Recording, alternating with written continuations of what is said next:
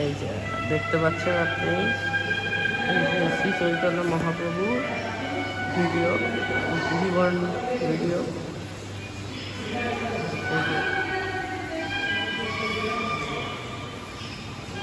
এই সব করে আঁকা আছে।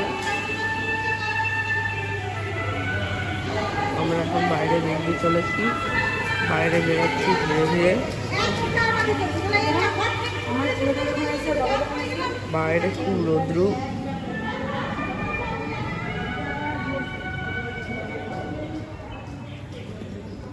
রৌদ্র আছে। আমরা এখন আরেকটা মন্দিরের দিকে যাচ্ছি।